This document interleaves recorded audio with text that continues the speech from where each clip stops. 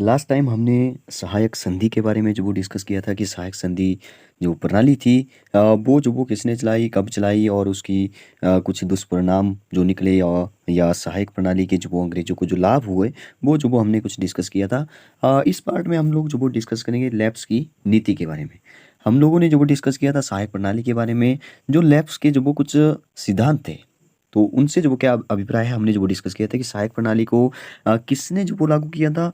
Lord बेलेजली ने 1798 में जो उसने उसको लागू किया था। इसमें क्या था कि इस संधि को जो मानने वाले शासक थे, उनको जो वो अपने दरबार में अंग्रेजी सेना तथा एक अंग्रेजी रेजिडेंट जो वो रखना पड़ता था। तो इस प्रणाली को अपनाने वाले हमने 2 राज्यों के बारे में भी डिस्कस किया था। एक जो वो हैदराबाद का निज़ाम हो गया और जो वो अवध का नवाब हो गया। तो इस पार्ट में हम लोग जो वो लैप्स की नीति के बारे में डिस्कस करेंगे। लैप्स की नीति। तो इसमें जो वो मतलब कि किन-किन राज्यों को जो वो मिलाया गया वो जो वो थोड़ा-सा डिस्कस करते हैं। उससे पहले डिस्कस करते हैं कि लैप्स की नीति में जो वो मतलब कि उसमें क्या था ऐसा? ठीक है।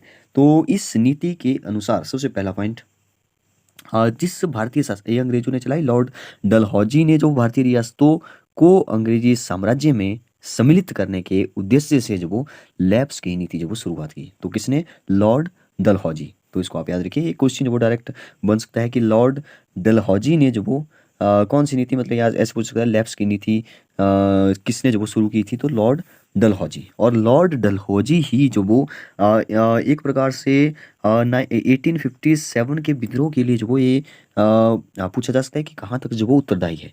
तो इसके बारे में भी इसके बाद डिस्कस करेंगे, लेकिन पहले देखते हैं कि इस नीति में जो वो ऐसा क्या कहा गया था।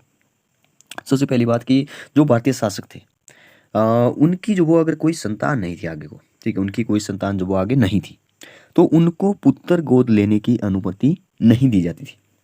अब देखिए, अगर आपका जो वो कोई बेटा नहीं होगा आगे को, तो आपका जो वो कौन कौन जो वो आगे जो वो शासक बनेगा, ठीक है? तो उनको जो कहा गया कि अगर आपका कोई पुत्र नहीं है, तो पुत्र को लेने की जो वो आपको अनुमति, आज्ञा जो बिल्कुल भी नहीं दी जाती थी। तो ऐसे में क्या होता था कि जो भारतीय शासक होते थे, उनकी मृत्यु हो जाती थी, तो उनका जो राज्य है, वो जो वो अंग्रेजी साम्राज्य में सम्मिलित किया जाता था।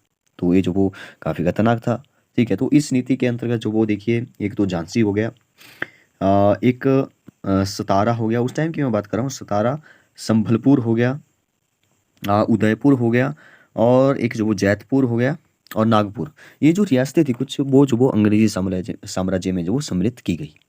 तो ये जो वो कुछ नाम जो वो आपको याद रखने हैं। झांसी हो गया, सतारा, संबलपुर, उदयपुर, जैतपुर और नागपुर की कुछ रियासतें थी जो अंग्रेजी साम्राज्य में सम्मिलित की गई। अब देखिए एक मैंने अभी बात की कि 1857 जो कि आज़ादी, हमारे आज़ादी का जो वो पहली लड़ाई जो वो मानी जाती है। तो इसके बारे में अब आगे हम डिस्कस करेंगे। 1757 से 1857 ईस्ट इंडिया कंपनी के अधीन जो भी 10 साल हैं यहाँ पे, सॉरी 10 साल नहीं, 100 ईयर, इनके बारे में जो आगे हम डिस्कस करेंगे। India under east India company, तो इसके बारे में डिस्कस करने वाले हैं। नेक्स्ट जो पार्ट होने वाला है वो इसी से रिलेटेड होने वाला है, लेकिन लॉर्ड डलहौजी जो वो कहाँ तक उत्तरदायी था, वो जो वो यहाँ पे पूछा जाता है। देखिए, एक तो सबसे पहला पॉइंट जो वो, क्योंकि इसने जो वो भारतीय रियासतों को अंग्रेजों के अधीन करने के लिए जो वो काफ़ी प्रयास किया और इसने जो वो किसी भी सिद्धांत की जो परवाह नहीं की। यदि जो वो उसने मतलब कि लड़ाई से काम चला तो उसने लड़ाई की। यदि जो वो लैप्स की नीति से काम चला तो लैप्स की नीति जो वो लागू की। यदि इन ढंगों से काम न बना तो कुप्रबंध का दोष लगाकर जो वो भारतीय रियासतों को अंग्रेजी साम्राज्य में जो वो सम्मिलित किया। तो लॉर्ड डलहौजी की जो ये एक प्रकार से वो कहा जा सकता है कि विस्तार की जो नीति थी, इसके जो परिणाम स्वरूप परिणाम निकले, वो जो वो केवल भारतीय शासकों को ही नहीं अपितु लोगों में ब्रिटिश राज्य के प्रति जो वो आक्रोश फैला। तो कहा जा सकता है कि लॉर्ड डलहौजी जो वो 1857 के विद्रोह के लिए काफ़ी सीमा तक जो वो उत्तरदायी था। तो नेक्स्ट पार्ट में हम लोग डिस्कस करेंगे। सबसे पहले देखिए 1757 से लेकर के 1857, ये जो 100 साल है, 1857 की बात कर रहा हूँ।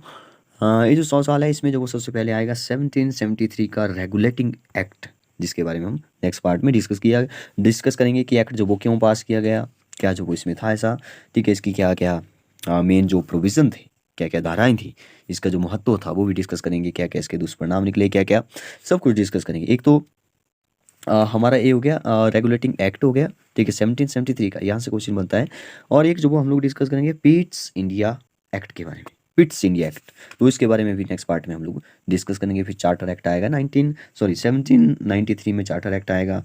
फिर जो वो 1813 का जो वो चार्टर एक्ट आएगा, तो इसको भी डिस्कस करेंगे। 1833 का आएगा, वो सभी बातें जो वो डिस्कस करेंगे, उन सभी एक्ट की जो वो एक्ट से रिलेटेड जो वो क्वेश्चन बनते हैं। Okay, thank you.